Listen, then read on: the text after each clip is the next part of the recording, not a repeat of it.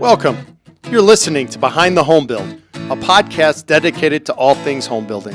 Whether you're a home builder, home buyer, or something in between, we're here to connect you with the industry experts. My name is Danny Langerman, CEO and mortgage loan originator. With me is my son Riley Langerman, mortgage loan originator. Today, another episode here of Behind the Home Build podcast. We have Tom Bunn of Bunn Sons.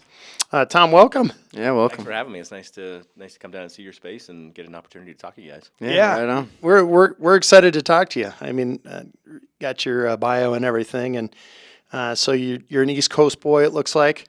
First and foremost, let me start off by saying thanks for your service. Yeah, thank The you. Marine Corps. Yeah, Marine Right? Corps.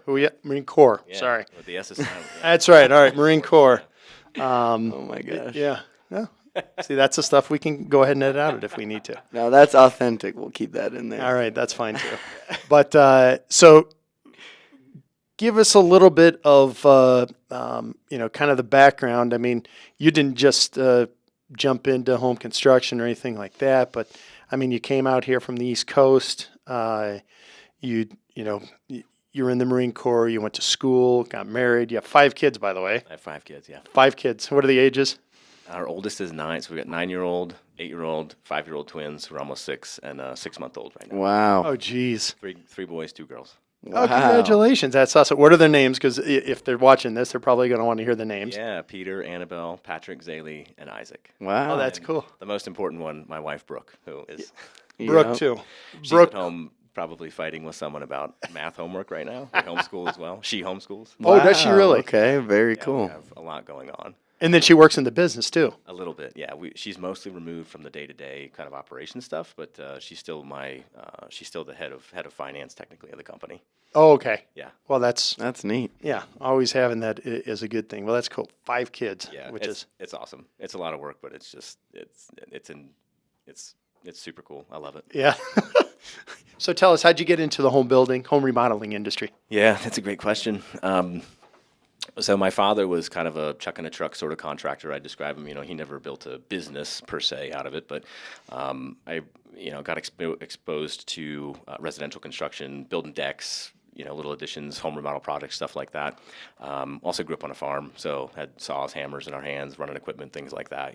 That sort of rural agricultural upbringing, and without going into a lot of detail about the rest of my life, kind of moved away, was in the Marine Corps, got a degree in geophysics, actually, which I don't use at all anymore. Understood. But in 2016, I was working at an environmental consulting company, and was essentially had become a de facto project manager. Was traveling more than I wanted to. Had kind of been saddled with more responsibility, but not the pay. And frankly, I wasn't a very good employee, to be honest. I don't think I was destined to be somebody's employee for the rest of my life. And my wife and I knew that we could provide for our family if I went out on my own as a contractor. And in 2016, we launched Bunn Sons handyman services. So that's how it started. Yeah. I think my first job was replacing a view light in somebody's front door for $50 or something. Wow. So it all started off as a handyman. Yeah, it was Bunn Sons Handyman Services was our first DBA. Uh-huh. Yeah. Yeah, that's pretty crazy. And so this is what it morphed into. How old? And then it evolved from there. Yeah. And you were how old when you started the handyman service? Well, let's see. That was 2016. Probably I'm 42 now, so that would have been 8 years ago. So you're 30, looking. 34. Or Yeah. So. Yeah.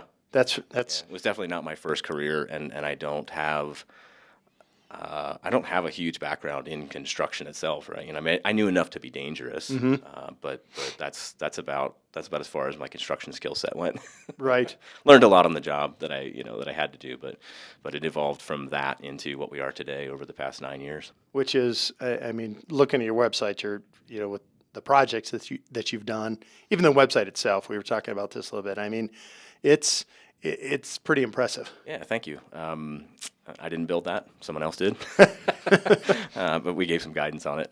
But Bunn Sons Custom Builders is today, we're a full-service design build, residential remodeling and construction company. So we can work with clients from the original, that first idea that they have in their head about changing their home around in whatever way that they are thinking about doing that, all the way through the project development phase, construction, and then warranty and beyond. So over the kind of the past 9 years as it's grown, when did it go from a handyman company into the home builder space? I would say that probably the single biggest fork in the road, or the point where that changed was when we got serious about building a business and not just a job for myself. And that was probably about 5 or 6 years ago. I don't remember the date, but I can tell you that I was in Lafayette ready to set my truck on fire. So just kind of feeling, overwhelmed with, it was me and Brooke doing everything, and we just we're kind of 1 foot in, 1 foot out at that point. Right? Like I think a lot of guys find themselves there, and at that point, a lot of guys and gals find themselves there, whether you're a residential construction guy or maybe financial people, right? I mean, like whatever your business is, if you are half in, half out of that real entrepreneurial space, it's hard. It's a hard place to be, and you got to commit one way or another. Otherwise, you're either going to build a business or you're going to have a job for yourself that you can kind of come and go from, is the way that I looked at. For sure. So, I mean, obviously you touched on kind of your family, and it sounds like not only do you have a lot at home, but the business is growing and you're scaling that. And how do you, and I'm sure you like to do hobbies, I'm sure your family has a lot to do with that, but what exactly, how do you balance everything that you got going on when it comes to family and business and the hectic life that it sounds like? Yeah, as best I can is how I would answer that. But our business is built around our life. I think, that was one of the things that we saw. That was one of the big values of entrepreneurship for us, is that we have the ability to control what it is, what does our company look like? What are we doing with this? And so we try to incorporate the family into the business. I mean, my kids are pretty small, right? They're not swinging the hammers yet or out there, but we try to get them involved to, they're curious. They're curious about what we're doing. They talk about the projects, sort of this ethereal thing, these things that are out here, Yeah. that kind of, put food on the table for them. But we try to, I try not to work more than 40 hours a week, which some entrepreneurs probably are like, that's crazy. You got to be doing 60 or 80, and I guess, sometimes it calls for that, I guess, but I'm a father first, a husband, and then the business really is, it's very important to us, but it's not the most important thing to us, I guess. Does that answer your question? Yeah, for sure. Yeah. So kind of jumping in from, you said, you weren't necessarily the best employee. I remember reading your bio a little bit, said you barely graduated high school, right? And when you went to the Marine Corps, but then you said you got an astrophysics degree. Geophysics, sorry, my apologies. I took a class in astrophysics. But yeah, right on. So how do you go from, that, I guess, start into the military and then the geophysics, and then kind of realizing like, hey, maybe I'm not the best employee.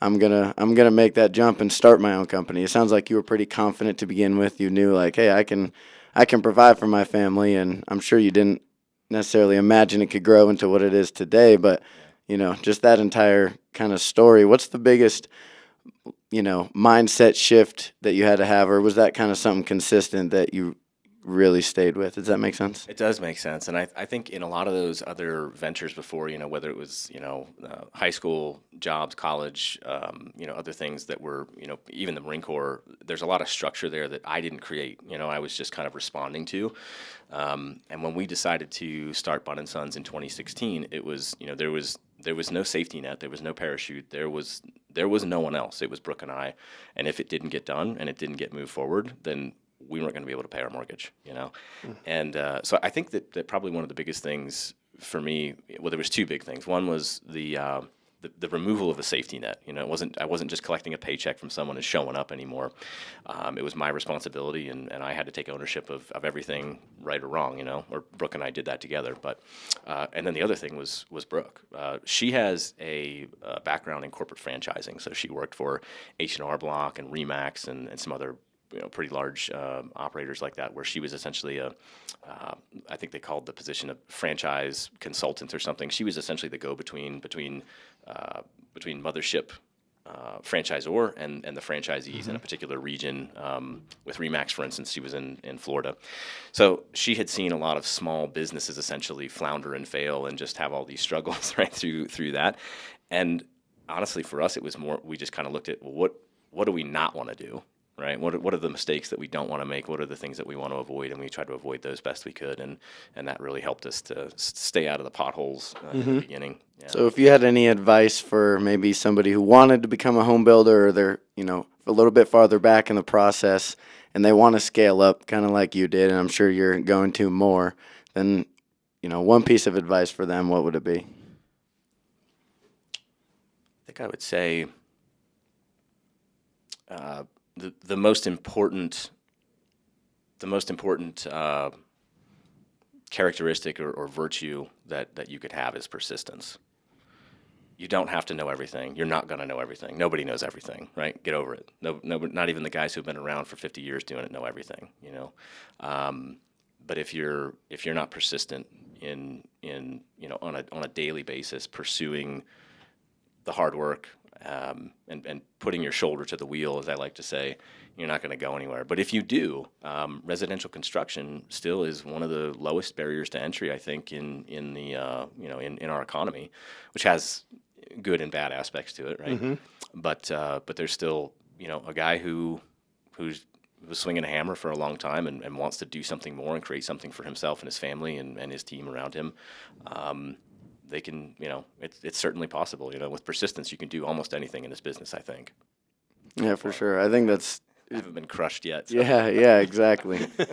that sounds like something all entrepreneurs, right, kind of tend to have, is that persistence and resistance to failure, I guess. Yeah. Well, yes, you do resist. I think we resist failure. I resist failure, but in the end, you're going to fail. Yeah, for sure. Failure is just it's another opportunity to try it again another way. Yeah, a tool to learn. That's right. Yeah. The business comes into kind of, for us and stuff too, it morphs into, okay, I want to be out on my own. And then once you start having that family, you're like, oh, wait a second here. Now, being my own entrepreneur, I can spend more time. I could decide how to work with the family and stuff too. So it's for the guys that are just coming up within the business, starting from the handyman, now building houses and stuff.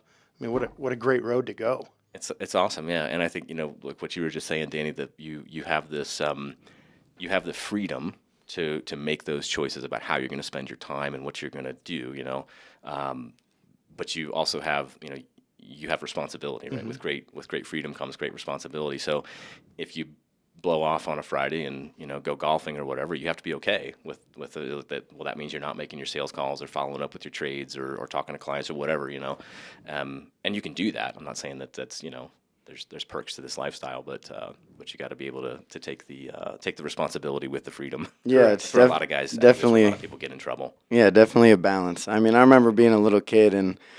We're big hunters, and so my dad, awesome. we would go hunting. We'd be in a duck blind or something. It'd be like 6 a.m, and it's not shooting light yet. And all of a sudden, my dad answers a phone call, and he's like doing loans, and I'm like, at the time I didn't understand. I'm like, what is he doing? But growing up and now getting into the business, it's interesting to see the way that my dad was able to balance kind of all that and, put in the hard work, but also have the freedom as an entrepreneur. Yeah. I think it's a difficult thing to completely silo one side of your life or the other between business and personal when you're a small business entrepreneur. Correct. Probably at some point, if you're able to step back as an owner or a founder to a point where you are just not involved with any of the day-to-day stuff, that's a different story. But for most of us, it's, you got to, kids are in the truck. Like, hey, hang on a second. The electrician's calling me. I got to talk to him about this. This exactly, yeah, or whatever. And I have a project manager and a superintendent that handle a lot of the stuff that I used to do, but I'm still pretty intimately involved. And I think that's a good thing for the kids to see that there is there's the food on the table and the cars in the garage and a house over our head here and the camper that we get to go enjoy or the hunting trips. I like hunting too. Oh, right on. that all that stuff doesn't, it's not everything. Those are material, it's wealth and possessions that don't define us, but they're nice, it's a benefit, to the hard work that we put in, and I think it's good for them to see that connection, and it's cool to hear you, for sure. taking the call on the dump. Yeah, exactly. Oh exactly. yeah, I'd tell him. He goes, "Why are you taking a call?" I said, "Because it's paying for our trip." Yeah. Because it allows us to be here. Because once you take that step into the, being an entrepreneur, your own business owner, you go from working 8 to 5 and stuff to working 24/7. Doesn't matter when. You know that you got to pick up the phone. Yeah. Yeah, you probably didn't always have as much gray hair. I didn't either. Yeah, that's very true. That's You're very looking true. pretty good. I think I got more than you. I don't think so. I think you're doing a lot better than I am. I just got my cut, so I think the light definitely hides it a little bit more. So with being a contractor, being a builder and stuff, so for you and in your opinion and stuff, what makes a great builder? Yeah, that's a good question. I think that what I jotted down some notes about some of this stuff, and what I'm going to stick to here on this answer is what makes what's the fabric of our company, and the 5 core values that we find are important is their positivity, selflessness, persistence, moral courage, and a orientation toward growth or growth oriented. And I think that for us, that's the answer to your question. I think that's what makes a good builder. I think that's what makes a good anybody, not just a builder. Right. But those are the things that we look for. Because if you look, turn the take the opposites of all those. Positivity, negativity. Who wants to, whether you're a client or a trade partner or an employee, who wants to be in a negative environment? It's not productive. It doesn't do anything. It doesn't advance humanity, right? Selflessness, moral courage, all these things. If you take the opposite of all of those core values, you end up with almost like a super villain. Yeah. Evil, something like, ooh, Right. Nobody wants to be a part of that, right? Yeah. So does that answer your question? Oh yeah, absolutely, absolutely. And so when you're looking at the larger projects, how are you going to approach something? And actually, I've got a follow-up question as to that. But how do you approach a larger project with customers? And then we'll get into kind of the most recent things. We're talking about a little bit about tariffs and stuff that are coming into play too for you. Yeah. So when we, approaching a large scale project with a client, and pretty much the large scale stuff is all we do. We do 4 to 6 projects a year is kind of the workload. That's our bandwidth, and these are anything from a kitchen and some portion of a main level, interior remodel of the house, all the way up to tearing part of the building off and putting an addition on, couple that with a probably some sort of a major interior remodel, right, to make those spaces go together. So those are the sorts of things that we're dealing with on a regular basis. We're not putting up 40-story skyscrapers. I'm not a Class A or anything like that, and I don't want to be. But what we tell, to answer your question more directly, Danny, with that context, is that we approach it holistically, right? We have to begin with the end in mind. But there are so many moving parts to even a quote unquote small project, right? When I have a project manager and a superintendent, and there's going to be dozens of trades that come on that project, and there's going to be, dozens, maybe there's thousands of decisions that a client has to make along the way, and whether that's material selections or how they want a paint color to look, or which, how they want the cabinetry arranged, or the lighting plan, all this kind of stuff.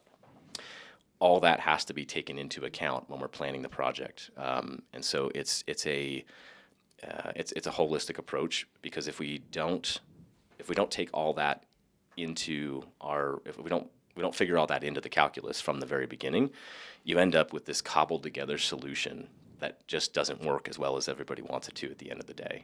And then people have spent a boatload of time and money and effort and emotional energy and all these other resources that they're investing, and they, our goal is to make sure that they're going to get what they want at the end of the day, right? That they're happy with it, that they go in that space, they're living in this place now and saying, oh, this meets my needs.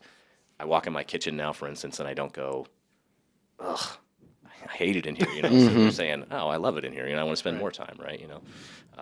And the only way to achieve that is to really just take into account all the factors that are going to go into that to make it a reality at the end of the project. Right. So on the projects that you're doing right now, are you feeling the effect on the price wise of maybe the tariffs that are going into, or the supply chain issues that we've had over the past couple of years? I mean, as a smaller businessman, are those affecting you in any way? They certainly are. I don't know. With the tariffs, it's hard to say at this point because I think I just saw an article this morning that NAHB lobbied, it sounded like, successfully to get at least another month of delay on the Canadian and the Mexican tariffs. A lot of lumber, drywall impacts there, right? I would say that COVID was a big one for us, and then the not even so much COVID as so much as the ensuing years of inflation after COVID, right? The reaction to COVID, I guess, is the way I would describe it. Everything is more expensive than it was 3 years ago, right? In my opinion, material costs don't drive the cost of our project as much as the labor and administrative and other sort of the other tangential things that people don't tend to think of, right? The cost of living for my employees goes up, as it does for every one of our trade partners and their employees, right? And everyone's insurance premiums go up, and the list goes on and on, right? Everything is more expensive than it was 3 or 4 years ago, or even last year for that matter, and that's always been the case, I think, right? I mean, would you guys agree? I mean, I best think time to buy was yesterday. Yeah, it always is. Yeah, It 10 always, years ago. Right. And when you don't have to pay for it, right? Right. That's always the best time. But I think within that same NAHB, so National Association of Home Builders is NAHB, but within that same report, they were talking about how the cost of goods and the supply chain for each project go up an average of anywhere, and I've seen the numbers anywhere from $7,500 to $22,000. So in the scheme of things, it shouldn't be a deal breaker. I mean, just by looking at it on a construction to perm loan type of, or a construction loan, a renovation loan, whatever, it will, on a 30-year loan, it'll add probably about $160 a month to what you're paying. So if you silo those off into their own category, right, and you look at it kind of in a vacuum, it's not that big of a deal. Right. But when you pile that on top of all those other costs that I just Correct. mentioned a minute ago, yeah, this is where people say, how can a kitchen cost $300,000? Right. And hopefully I'm not giving anybody a heart attack who's listening to this, but it doesn't have to cost that much, but it easily can. Right? Yes. When you completely disassemble a residential space and put it back together, there's a lot involved there. A lot of stuff that just it takes people's time to do it right, and that time costs money. Yeah. Right. So as a customer of yours, obviously there's probably a lot more that goes into it, like you said, than if I was a customer than I would think. And so what can I do as a customer to either be more prepared or what kind of mistakes do you see your clients make that maybe would help them in the long run, or maybe choices they can make that can kind of help the process become more successful or more efficient? Yeah. Our clients don't make any mistakes. And that's because you prepare them ahead of time. That's right. Yeah, a little tongue in cheek, right? No, I mean, we work with the greatest clients in the world. The people that see the value that we provide from the beginning, and they connect with that. We have wonderful relationships with our clients. I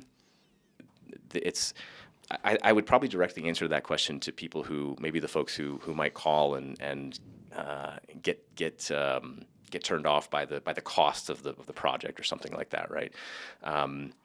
There are a lot of people out there. There are a lot of smaller builders who are willing to ignore great swaths of reality to provide you a project at a lower cost. There's 1,000 ways I could do that. I am unwilling to ignore reality, right? And that makes it hard for businesses like ours that are just, we're not competing on price, right? But to go back and answer your question, Riley, a little bit more directly is the advice that I would give to people who are, their potential clients that are looking to do something like this is partner with a reputable contractor, a builder, someone who's been around, who has the experience to understand, first of all, what reality is, and to present them with the real picture of reality. I use that word a lot, reality. Like, it's the only thing that we're really doing is following best practice and not ignoring reality. Because if you do those two things, I think you'll find success. If you don't do those two things, it's a matter of time before it either bites me or the client or someone else involved in that scenario pretty badly, right? When we as human beings, when we ignore reality, we tend to have poor outcomes. Yeah. Yeah. Right? Yeah. And Go ahead. I was just going to say, communicating right up front, being very clear rather than having it happen later on in the process, right? If you can kind of paint them a good, accurate picture up front. Even, my experience, that tends to make it, give them time to wrap their head around some things or just think about things rather than something unexpected coming up in the process. Definitely hurts more. Yeah, and we try to get out in front of that as much as humanly possible. So it's a very proactive versus a reactive process, and that could be overwhelming for people, to be quite honest. Right on the front end of something, if you, I try to balance the presentation of reality with what, how deep is my relationship with this person. In the beginning, take some time to build up some trust. Really, is what we're talking about between a builder and the client, because nobody wants to get taken for a ride. And you hear the story, back to that low barrier to entry we talked about with the residential construction space. There's a lot of people in this space that are that don't have the client's best interest at heart. They I don't want to throw anybody. I'm not going to name any names, right? But they're just in general. I think that the contracting or building industry can be its own worst enemy sometimes in terms of how certain builders or contractors are conducting business and creating that reputation that gives a client pause before they go into a big decision like this, right? And they kind of eye everyone with the same amount of suspicion, rightly so. Yeah, for sure. Yeah. So pretty much what I'm hearing you say is something that I preach a lot too. In order to have a successful, great business, is you pay attention to the details. Period. It's that's what makes your business successful. That's what makes it run. Yeah. And if you pay attention to those details, it solves everything else. Yeah, pretty much. Yeah, I think so. Yeah. So the one thing I definitely wanted to kind of jump in and talk to you about here was the you're part of the HBA. You're a member there, and one of the kind of the topics that seems to come up quite a bit within the HBA is the shortage of workers within the home construction business. And how hard it is to find even kind of the younger generation to be able to get into this and into the trades. And, I'm a huge fan of getting into the trades, whether it be plumbing, whether it be, you can go drywall, you can go painting. To me, I think that is one of the best steps or the directions to go right now, just because of the space that's there and what it offers, like you were talking about. Yeah. Yeah, I think that maybe I graduated high school in 2000. I was born in the 80s, right? Kid in the 80s, and back, I guess that's young. My generation, and even maybe you're only a little bit older than me, right? But the trend in the American higher education system seems to be, people are realizing that the 4-year degree, or maybe the 6 or the 8-year degree as well, is not quite the golden ticket that it once was, or once sold to be. And then at the same time, we have there's, who is going to build the houses? Right. Who's going to plumb the plumbing? Who's going to run the wires? Who's going to dig the dirt? Yes. Right? Who's going to actually bring this? AI is not going to do that for us. I know there's a lot of talk about, AI is going to solve a lot of problems, or maybe end humanity. We don't know, but but people, human beings need to do these jobs. So I think I don't personally experience a shortage of labor acutely. Right, we're a small company. Right, we're doing a pretty low volume of projects compared to it. But when you look at it on the scale of like maybe the Richmonds or the KBs or the production home builders, I'm sure they're going to feel that much more. I do talk to my trades. The electricians, the plumbers, the drywall guys. Just the smattering of the butcher, the baker, and the candlestick maker. They are they have seen. Traditionally sort of a lack of interest, right? Because people I think they look at the trades as kind of a place where you toil for 30 or 40 years, and all you have to show for it is a worn out pickup truck and some seasoned tools, right? But it doesn't have to be that way. There's a lot of opportunity in this business, and hopefully going forward with a sort of a word I'm looking for, sort of a rediscovery of this, in our culture, that, hey, this stuff is important, and what's important gets paid for. Right? Yep. If people are placing a premium on this, if it's important to build buildings and have places to live and work, then yeah, you betcha. As a culture, we'll find a way to get people compensated for it, I think. Yep. Agreed. Yeah, that's something I see too. I do a lot of the economic research. That's my background in college, and on a bigger scale, national level, I just see, right, like even when rates go up, even when costs go up, like builders are still building homes despite the difficulties, whether it be for permits or costs or any of that. Like people are always going to have a need to have a home, and they're going to figure it out. Right. Yeah, we're not living in caves anymore. Yeah, exactly. Yeah. Even if we were, somebody would come in there and like make it nice, right? Yeah, exactly. Exactly. Yeah, even with the the shorting or the houses shorting on what the nation is looking towards. There's always room, it seems like, to grow. Especially, I mean, you're up north and stuff too. So I think there's more. You'll see more construction and more building kind of on the outskirts of Denver than you're going to see Yeah. on the inside. Oh yeah, yeah. I mean, you got places like Hudson is a community that's a bedroom community now. Even as far out as Keensburg or Roggen, places like that. Out on the Eastern Plains, people are living out there and commuting to Denver. Yeah. Because of the cost of living. We're open to opportunities for new builds. They would be we'd be a custom builder, right? Sort of one house in a year and a half or 2 years or something like that. We're not building at a huge scale of production, but I'm a remodeler. So housing shortage to me is kind of like, we don't want to make too much inventory, right? Fair enough. And I then think we got a long way to go before we have a surplus, though. Right. yeah, exactly. Agreed. Are you guys only operating in Colorado then at the moment? Yes. Okay. Yeah. Pretty much the northwest Denver area up into Boulder County kind of area. Yeah. Right on. Okay. Our office is in Broomfield, so we service pretty much like a 35 to 45 minute driving radius from Broomfield is the way that we usually paint that picture. Gotcha. Determine our service area. Yeah. Right. Yep. Anything else you can think of? Not particular. I mean, I have a couple questions that are not as related to. I saw in your bio that you lived in California and you did some rock climbing before you moved out here. And so I'm a big rock climber, a big outdoors guy. I've actually lived in California for 2 years for college. So I'm just kind of curious on your experience that and how you went from rock climbing to moving out here and starting your own business. Yeah, well, the rock climbing is actually part of what brought me from California to Colorado. There's rocks there, rocks here, right? Yeah. Pretty good climbing scene. I think I got we hired a guide and went out to Joshua Tree one day. You ever heard, Bob Gaines? I haven't heard the name. He's written a lot of guidebooks and stuff, but he's got a guiding service. They run out of Joshua Tree, and me and a couple friends just hired one of his guides and went out there and climbed for the day. And it's like, oh, this is pretty cool, That was back before I wasn't married, didn't have any kids or responsibility. For sure. When you could do something. Yeah, do all that stuff, and but yeah, climbed a lot out there. Climbed here. You climb in El Dorado? I've been there once. I haven't climbed though. Just drove through. Yeah. But yeah, I have got some goals and aspirations. But for right now, I'm trying to kind of build the business, if you will. Oh yeah. Eldo's a super fun place. Yeah, I was yeah, there one day, but yeah. It's supposed to. Did you really yeah. lead climbing?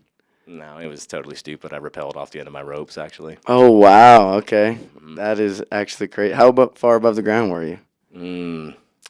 It was a relatively low pitch climb, and I was actually, my feet were in contact with the rock the whole time. But when you're high angle, you're just kind of going down. And as soon as I came off the end, I watched those things go through my hand. Oh, I was like, this is it. life flashed before your eyes. Yeah, I bounced down. I landed on a ledge, probably 15 or 20 feet below where I initially come off the ropes, and below that was probably another 40 to 60 feet into a scree field. Oh my gosh! Wow. That is crazy. I'm sure, yeah, when you started having kids, you were like, all right, I cannot be risking my life like this. Yeah, I sold my rack. Yeah. Does your wife know about that story? Yeah, it was before I met her, though, even. Okay, but you did tell her. Yeah, I did. Okay. I took we went up to El Dorado Canyon maybe 2 years ago or something, and we were just kind of hiking around in there, and I was like, yeah, kids right up there. That's. Oh my gosh! I Wow. almost bit the dust. That's absurd. That Holy is cow. crazy. Yeah, I try to use things like that as just sort of teaching moments for my kids. Yeah, for sure. Quality decision making. Yeah. Don't make the same mistake I did. Yeah, Yep, tie some knots in the end of your ropes, for sure. So, I mean, you touched on structure of everything, leading up to starting your own business. And when it comes to the Marine Corps, obviously they're known for a lot of structure. And so how did you and your career in the Marines, is there any way that, your mindset or your practices, your habits have translated into being a business owner? Like where does that merge? Yeah, I think so. I mean, when you leave, I went to I went to boot camp right after high school, right? So I kind of left my home of origin, and that was my first stop as an adult out in the world, right? And so that was a pretty formative process on me going through boot camp, and then just the culture that exists in the Marine Corps around order and discipline. I think that fundamentally, my wife will call me Sergeant Bunn from time to time. Like when I get after the kids a little bit, she's like, "They're not recruits. You can't treat them like that." And I forget that sometimes. So I think that it's definitely it's part of me. I carried it with me. There's a high level of structure in the military, but there's also a high level of delegation of authority in the military. So like in the Marine Corps, as an E3 or an E4 or maybe an E5, depending on your unit, right? As a fire team leader, you've got a pretty big amount of responsibility at that. You've got 3 other guys that you're essentially responsible for. If they don't show up to formation on Monday morning, the first sergeant is, he's going to let you know about it, right? And so there's a lot of structure, but there's also a lot of opportunity to take responsibility and accountability there, and I think that definitely stuck with me for sure. Yeah, right on. Yeah, what you say and what you do matters, and if you don't do it, you can't always count on someone else to do it. Right. Yeah, makes sense. All right, Tom. Well, if our listeners are tuned in and they want to either hire you for services or they have questions about what you guys do, or they want to get in contact with you, where can they do that? Yeah, a couple different ways. Probably the easiest one is online at our website, www.bunnandsons.com. It's spelled out BUNNANDSONS.com. We also have Instagram and Facebook. You can call us at 303-625-4045 is our office number, I'm pretty sure. And also, if you see our van or signs around up in the Northwest Metro area, you can scan them. We got QR codes on there, so we try to make it pretty easy to find us. If you Google search us, you'll find us pretty easy. How about your email address? Mine is tom@bunnandsons.com. Perfect. Right on. That's awesome. Well, thanks for coming in. That was a lot of fun. Yeah, thank you. And thanks for inviting me. It's fun. Yeah. It was fun to run into you guys at the CBRC events. We talked about the HBA, but specifically the CBRC is, I love that organization. It's a good group. Yeah, it's been a really good group. I've really enjoyed it for the past year or so that I've been a part of that. And I probably won't renew some of my professional memberships this year, but that one I definitely will. Right. It makes sense. Yeah. Yeah, for sure. Well, thanks for coming in. Yeah. Yeah, Thank you. for having me. I appreciate it. Yeah.